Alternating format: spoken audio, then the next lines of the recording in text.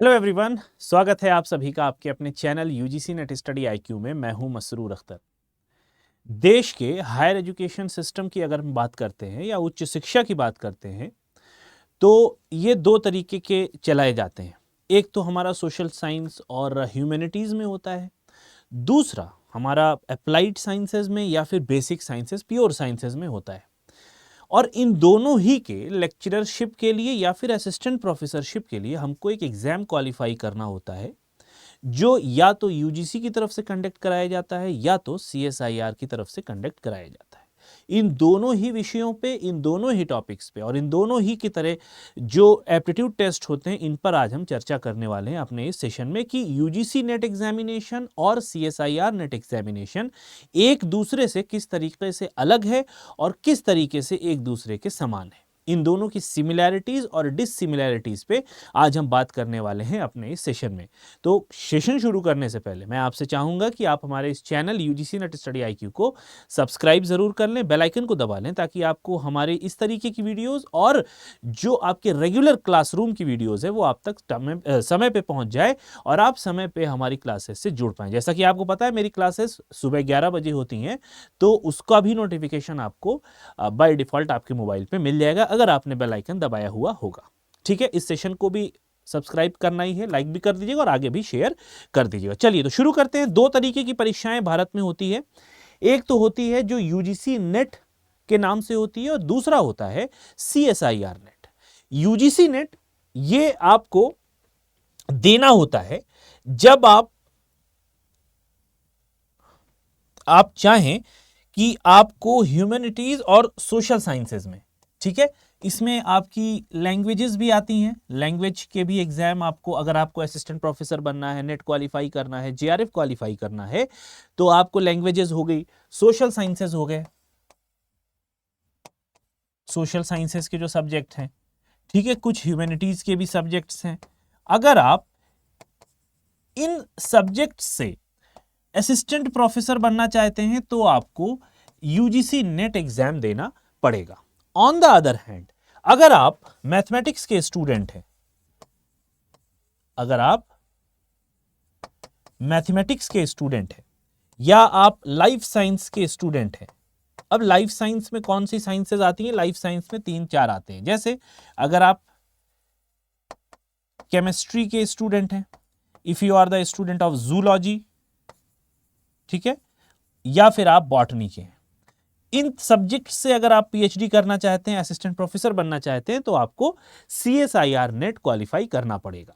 इसमें कॉमन बात यह है कि ये दोनों ही एग्जामिनेशन एक ही एजेंसी कंडक्ट कराती है, जो कि आजकल काफी सुर्खियों में रही है, जिसका नाम है एनटीए, जिसको आप जानते हैं नेशनल टेस्टिंग एजेंसी के नाम से। 2018 के बाद यही एजेंसी है, यही संस्था है जो इन दोनों तरीके के एग्जाम को कंडक्ट कराती है। और भी बहुत सारे एग्जामिनेशन है, जैसे जेएनयू का पीएचडी का एग्जाम यही कंडक्ट कराती है। ठीक है, अब यहां पर आपको ये फुल फॉर्म भी मैं बताता चलूं। यूजीसी का मतलब आप जानते ही हो, यूनिवर्सिटी ग्रांट कमीशन, ठीक है, विश्वविद्यालय अनुदान आयोग। ऑन द अदर हैंड, जब हम इसकी बात करते हैं तो इसका फुल फॉर्म है central scientific and industrial research, industrial research, ठीक है। और नेट की फुल फॉर्म आपको पता ही है, नेशनल, मैं ये सारे बताते चलूं ताकि अगर आप बिगिनर हैं तो आपको इनके एक्रोनिम्स पता होने चाहिए। National eligibility test, eligibility test, right. ये इतना मामला आपको समझ में आ गया कि एक ही एजेंसी कराती है इन दोनों के नेट एग्जामिनेशन। और अगर आपको ह्यूमैनिटीज और साइंस, सोशल साइंसेस में जाना है तो आपको यूजीसी नेट देना पड़ेगा। अगर आपको मैथमेटिक्स, फिजिकल साइंसेज या लाइफ साइंसेज में पीएचडी करना है, असिस्टेंट प्रोफेसर बनना है, तो आपको सीएसआईआर नेट क्वालिफाई करना पड़ेगा। कुछ और बातें हैं जिस पर मैं आपका ध्यान आकर्षित कराना चाहता हूं। इसमें सिमिलैरिटीज क्या है? वो सिमिलरिटीज दी हुई हैं कि ये दोनों ही एग्जामिनेशन कंडक्ट कराए जाते हैं रिक्रूट करने के लिए, किसको, जूनियर रिसर्च फेलोशिप जिसको हम जेआरएफ कहते हैं, और असिस्टेंट प्रोफेसर्स जिनको हम नेट भी कहते हैं। यहां पे प्रोफेसर्स एफ यहां पे मिसिंग है, ठीक है, जिसको हम नेट भी कहते हैं। तो नेट आपकी असिस्टेंट प्रोफेसर के लिए मिनिमम क्राइटेरिया है, मिनिमम एलिजिबिलिटी क्राइटेरिया है। क्वालिफाइंग एग्जामिनेशन में क्या सिमिलरिटीज होती है? The qualifying process for both examination is similar. In this case top 6% of candidate qualified for assistant professor. अब ये टॉप 6% कौन होते हैं? इसमें नेट भी होता है और जेआरएफ भी होता है, क्योंकि यहां पर वर्ड यूज कर रहा है असिस्टेंट प्रोफेसर। तो आपको ये पता होना चाहिए कि असिस्टेंट प्रोफेसर की जो वरीयता है वो किसको मिलेगी? जो जेआरएफ होगा या जो नेशनल एलिजिबिलिटी टेस्ट क्वालिफाई किया हुआ होगा। जैसे अभी 3rd डिग्री है, 3rd कैटेगरी पीएचडी ऑनली है, तो वो एलिजिबल नहीं होते हैं, ना ही असिस्टेंट प्रोफेसर के लिए और ना ही किसी तरीके के वित्तीय अनुदान या फिर जिसको हम फेलोशिप कहते हैं, ठीक है। And top 2 to 3% of candidate are qualified for JRF and assistant professor. Exam frequency CSIR NET और यूजीसी नेट की फ्रीक्वेंसी सेम होती है, साल में 2 बार कराए जाते हैं, जून और जुलाई में कराया जाता है और एक एग्जाम नवंबर और दिसंबर में कराया जाता है। असेसमेंट कैसे होता है? Candidate are assessed as per their performance in general aptitude segment and और subject knowledge in either exam। both exam में पेपर्स होते हैं, एक जनरल एप्टीट्यूड का होता है और दूसरा जो एरिया होता है वो सब्जेक्ट नॉलेज का होता है। एक चीज और कॉमन है, यहां पर जो एग्जामिनेशन का मोड है वो दोनों ही में ऑनलाइन मिलेगा, वो दोनों ही में ऑनलाइन मोड ऑफ एग्जाम यहां पे होता है। अभी ऑनलाइन मोड क्या होता है? ये होता है CBT। This CBT stands for computer based test, ठीक है, कंप्यूटर बेस्ड टेस्ट कहा जाता है सीबीटी, जिसको हम ऑनलाइन कहते हैं। और ये आपको पता भी होना चाहिए कि 2023 दिसंबर 2023 में आखिरी बार ऑफलाइन एग्जाम ऑनलाइन एग्जाम कराया गया था, फिर ऑफलाइन की कोशिश की गई यूजीसी में और कुछ गड़बड़ी की वजह से फिर से इसको पुराने ही ढर्रे पे यानी ऑनलाइन एग्जाम यानी सीबीटी एग्जाम फिर से कराया गया, जो कि अभी री एग्जाम हमारा खत्म हुआ है, किसका? यूजीसी नेट के लिए, ठीक है। इतनी बात सबको समझ में आ गई। तो मोड ऑफ एग्जामिनेशन आपका ऑनलाइन ही यहां पर होता है, ठीक है। आगे बढ़े, चलिए। अब जैसे अगर हम यहां पर 2 बातें देख रहे हैं कि यूजीसी के लिए ऊपर वाला जो पिक्चर आप देख रहे हो वो यूजीसी के लिए, यूजीसी में आपको 2 पेपर मिलते हैं। कौन कौन से पेपर मिलते हैं? एक तो जनरल एप्टीट्यूड के, जो कि सभी के लिए कॉमन है, 100 नंबर्स के होते हैं, 50 क्वेश्चन होते हैं। इसका क्या मतलब हो गया कि हर क्वेश्चन 2 नंबर का होता है, right. The candidate choose subject, इसमें सब्जेक्ट्स आपको 83 सब्जेक्ट्स मिलते हैं, जो कि अलग अलग स्टूडेंट्स इसको चूज कर सकते हैं अपने सब्जेक्ट कॉम्बिनेशन के हिसाब से। ये 200 नंबर का होता है, 100 क्वेश्चन होते हैं, इसका मतलब ये भी 2 होता है। कुल मिला के ये जो पेपर होता है वो होता है 300 नंबर का, जैसा कि यहां पर आप जोड़ के देख सकते हैं। ऑन द अदर हैंड इसमें थोड़ा सा चेंज होता है। इसमें क्या है? Sections part A, part B, part C, 3 part में हो गया। पहला पार्ट जनरल एप्टीट्यूड का, दूसरा पार्ट आपका सब्जेक्ट पेपर का और तीसरा पार्ट आपके साइंटिफिक कॉन्सेप्ट का। चूंकि ये सीएसआईआर एग्जामिनेशन है तो यहां पर आपके साइंटिफिक कॉन्सेप्ट भी क्लियर होने चाहिए। पेपर पार्ट ए में 30 नंबर का होता है, पार्ट बी 70 का होता है और पार्ट सी आपका 100 नंबर का हो गया। तो 70 और 30 100 और 100 ये होता है आपका टोटल 200 नंबर का। तो ये दोनों में थोड़ा सा फर्क यहां पे आया। यूजीसी नेट आपका हो गया कितने नंबर का? 300 का, और सीएसआईआर आपका होता है 200 का, ठीक है। नंबर ऑफ क्वेश्चन कितने होते हैं? इसमें 20 क्वेश्चन होते हैं, इसमें 25 से 50 क्वेश्चन होते हैं और पार्ट सी में 30 से 75 क्वेश्चन देखने को मिल जाते हैं। करेक्ट अगर आपका जवाब है तो 2 नंबर मिलेगा, इसमें 2 से 3.5 नंबर और 4 से 5 नंबर पार्ट सी में मिल जाएगा। लेकिन यहां पर एक ट्विस्ट है, ये आपको ध्यान में रखना होगा। यूजीसी नेट में देयर इज नो मतलब no negative marking UGC NET में। लेकिन यहां पे बहुत भारी नेगेटिव मार्किंग आपको, जब हम सीएसआईआर की बात करेंगे तो ये देखने को ये मिलती है negative marking 0.5 for every subject, ठीक है, सारे सब्जेक्ट्स के लिए 0.5 यहां पर देखने को मिल रही है, यहां पर 0.5 से 0.875, यहां पर 1 से 1.32 ये नेगेटिव मार्किंग का कॉन्सेप्ट यहां पर बताया गया। मैक्सिमम नंबर आपको इसमें पार्ट ए में 15, पार्ट बी में 20 से 25 और पार्ट सी में 20 से 25 क्वेश्चन आपको अटेंड करना ही करना है जब हम CSIR नेट की बात करते हैं। ठीक है, ये बात समझ में आ गई। तो एक तो यूजीसी नेट आपका 300 नंबर का होता है, सिंपली 2 पेपर होते हैं। पहला पेपर 100 नंबर 50 नंबर का 50 क्वेश्चन का, दूसरा जो पेपर है वो 100 क्वेश्चन का। तो इस तरीके से हर क्वेश्चन 2 नंबर का हुआ तो 150 गुणे 2 बराबर 300 नंबर का हो गया। ये 200 का होता है। ये बाइफर्केशन मैंने आपको समझा दिया है किस किस तरीके से इनका डिवीजन यहां पर किया गया है। Moving to the next slide, which is related to the UGC NET eligibility criteria. On the other hand, there is a criteria for CSIR NET eligibility. यहां पे आपको 55% मार्क चाहिए होता है यदि आप जनरल या फिर अनरिजर्व्ड कैटेगरी से हैं आपके पीजी डिग्री में, और यदि आप SC ST PWD से हैं तो आप 50% में भी काम चल जाएगा, आपकी पीजी में होना चाहिए। दूसरी तरफ इसमें भी यही मामला दिया हुआ है 55 और 50 का, लेकिन यहां पर जो डिग्रीज दी हुई हैं ये साइंटिफिक वाली डिग्री है जो CSIR नेट चूंकि साइंस का है इसलिए वहां पे साइंस की रिक्वायरमेंट बढ़ जाती है। एक चीज यहां पर और थोड़ा सा मुझे अलग देखने को मिलता है, which is the upper as. Upper as यानी मैक्सिमम एज, अधिकतम आयु। यूजीसी नेट में JRF की अधिकतम आयु 30 साल है, जबकि यहां पर 2 साल कम, विच इज 28 साल। 28 साल के अंदर अगर आप JRF क्वालिफाई कर लेते हैं तो आपको फेलोशिप मिलेगी। यहां पर है 2 साल और आप बढ़ा लीजिए, यानी 30 साल यहां पे अधिकतम एज दी हुई है। बाकी यहां पर रिलैक्सेशन भी आपको मिलेगा 5 साल का, यहां पे भी 5 साल का रिलैक्सेशन दोनों में ही मिलेगा। और यहां 3 साल का रिलैक्सेशन अगर आप LLM डिग्री करके आ रहे हैं तो आपको दिया जाएगा। वहां पे LLM नहीं है, क्यों? क्योंकि LLM यहां पर ह्यूमैनिटीज सोशल साइंस में काउंट किया जाता है। कोई अपर एज नहीं है किसके लिए? नेट के लिए। यहां पर भी नेट के लिए कोई अपर एज कंसीडर नहीं की जाती है या फिर मेंशन नहीं है। इसका मतलब है कि आप नेट जितनी बार चाहें उतनी बार दे सकते हैं इन दोनों ही एग्जामिनेशंस में। ठीक है, यह बात समझ में आ गई। यहां पर एक बात और ध्यान रखिए कि पेपर 2 के लिए यहां पे 83 सब्जेक्ट्स मिलेंगे और पेपर 2 के लिए यहां पर आपको सिर्फ 5 सब्जेक्ट्स मिलेंगे। अब ये 5 सब्जेक्ट बहुत बड़े होते हैं अपने आप में। जो सब्जेक्ट्स हैं उनके अंदर एलाइड जो उनकी क्या कहते हैं एलाइड स्ट्रीम जो है उसको यहां पर माना गया है। अब ये कौन कौन से हैं? एक तो केमिकल साइंस हो गया, जैसे अगर मैं कहूं ये 5 कौन कौन से हो गए?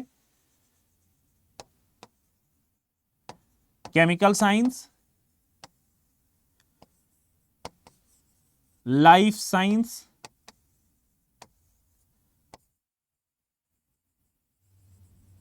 Mathematics, earth science.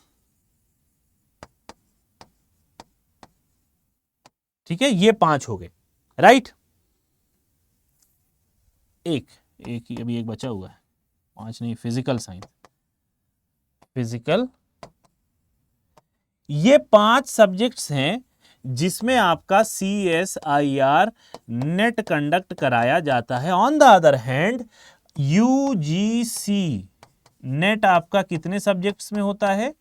83 सब्जेक्ट्स में, जो कि मेन स्ट्रीम्स है। इसमें क्या होता है 83 में? एक तो आपका पेपर 1 होता है और एक आपका पेपर 2 होता है। इसी पेपर 2 के आपको 83 सब्जेक्ट्स यहां पर देखने को मिल जाएंगे। इतनी बात समझ में आ गई। इन दोनों में क्या कंपैरिजन है? एग्जामिनेशन का पैटर्न मैंने आपको समझा दिया, नंबर समझा दिए, माइनस मार्किंग समझा दी। अब यहां पर एक और बात बचती है जो कि इंपॉर्टेंट है जानना आपको।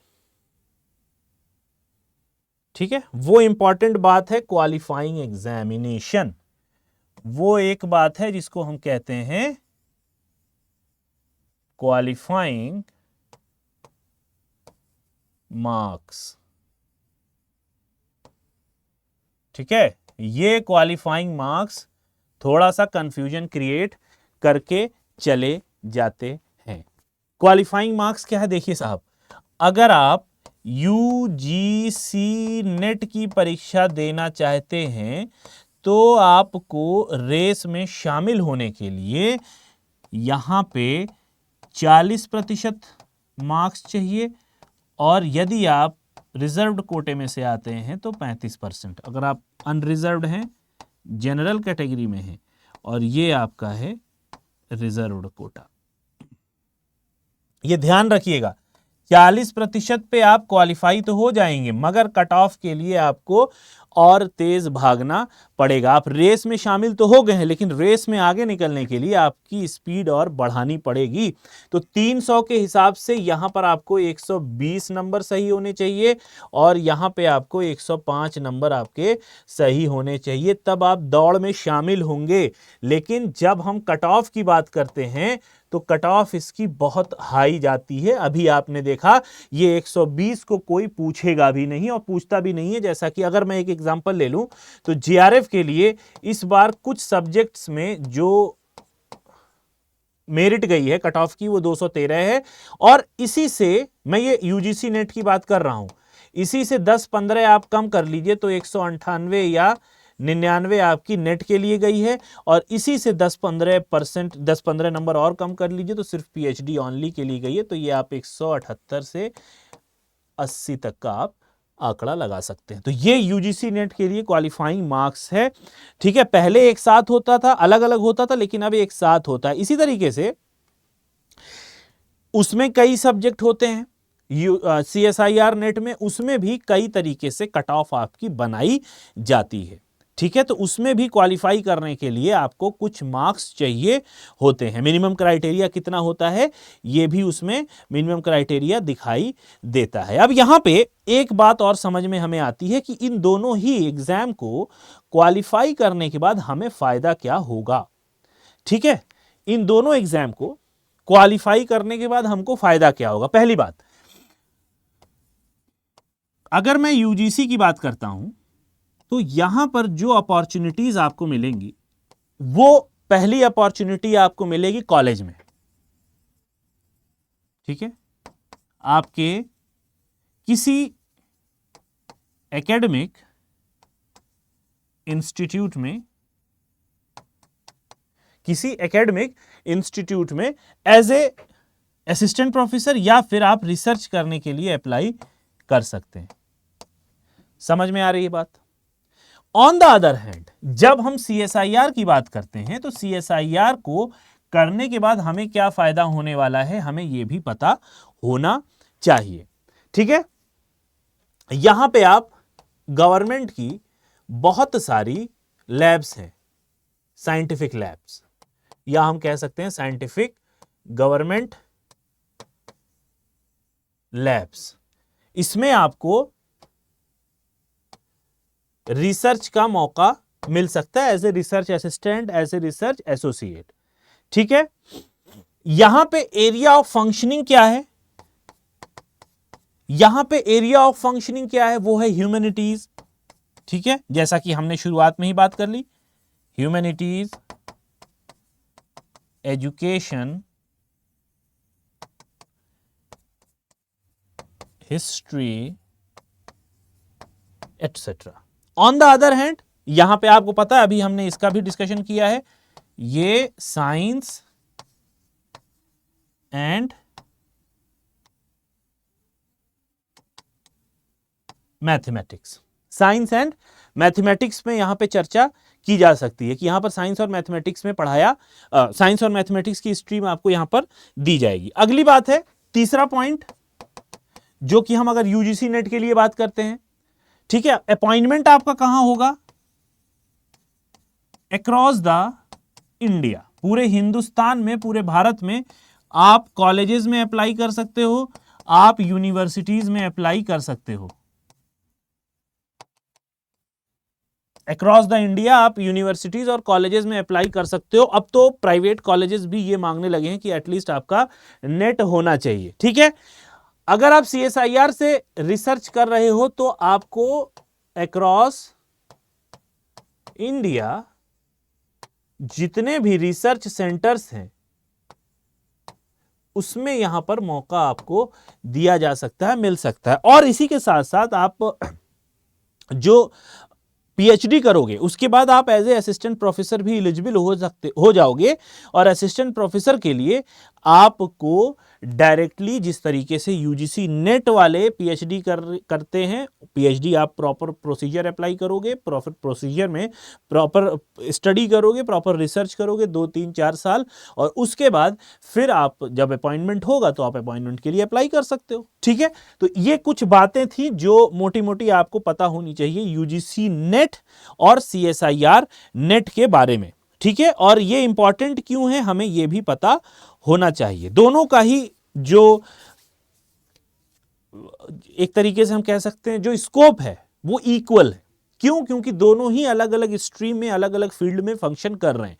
एक आर्ट्स और ह्यूमैनिटीज में कर रहा है, दूसरा साइंसेज में कर रहा है। ठीक है, तो दोनों में ही एक इक्विलिब्रियम, एक बैलेंस मेंटेन यहां पर होता है। ठीक है, तो ये थोड़ा सा एक फर्क था। और फेलोशिप्स भी उसी तरीके से मिलती है जैसा जेआरएफ में फेलोशिप दी जाती है। ठीक है, डीएसटी की फेलोशिप आती है, department of science and technology की, आईसीएसएसआर की आती है, वो आर्ट्स वालों के लिए आती है, ह्यूमैनिटीज सोशल साइंसेज के लिए आती है। इस तरीके की बहुत सारी फेलोशिप्स आपको देखने को भी मिलती है जब आप रिसर्च में इनरोल करते हो। ठीक है, तो आज के सेशन के लिए बस इतना ही। आई होप कि आपको ये वीडियो से एक इंसाइट मिल गई होगी, एक क्लियर कॉन्सेप्ट, एक क्लियर आइडिया मिल गया होगा कि किस तरीके से यूजीसी नेट और सीएसआईआर नेट एक तरीके के हैं और किन किन बातों में ये दोनों ही एक दूसरे से अलग हैं।